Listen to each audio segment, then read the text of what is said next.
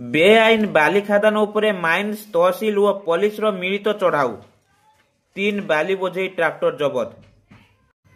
ଏହିଭଳି ଦୃଶ୍ୟ ଦେଖିବାକୁ ମିଳିଛି ବାଲେଶ୍ୱର ଜିଲ୍ଲା ଜଳେଶ୍ୱର ତହସିଲ ଅଧୀନସ୍ଥ ପଞ୍ଚୁଘଣ୍ଟାଠାରେ।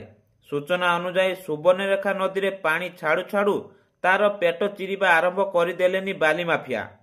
କେତେବେଳେ ଡଙ୍ଗା ସାହାଯ୍ୟରେ ତ ଆଉ କେତେବେଳେ ଜେସିବି ସାହାଯ୍ୟରେ ନଦୀ ଗର୍ଭରୁ ବାଲି ଉତ୍ତୋଳନ କରି ପଶ୍ଚିମବଙ୍ଗକୁ ଚୋରା ଚାଲାଣ କରୁଛନ୍ତି।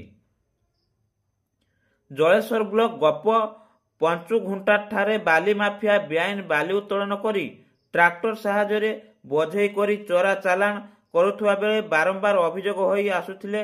ତେବେ ଆଜି ଏହି ଅଭିଯୋଗକୁ ଆଧାର କରି ମାଇନ୍ସ ତହସିଲ ଓ ଥାନା ମିଳିତ ଭାବେ ଚଢ଼ାଉ କରି 3ଟି ବାଲି ବୋଝେଇ ଟ୍ରାକ୍ଟର ଜବତ କରିବା ସହ ଅଧିକ ତଦନ୍ତ ଜାରି ରଖିଛି। Bureau report, Bharat news Odia.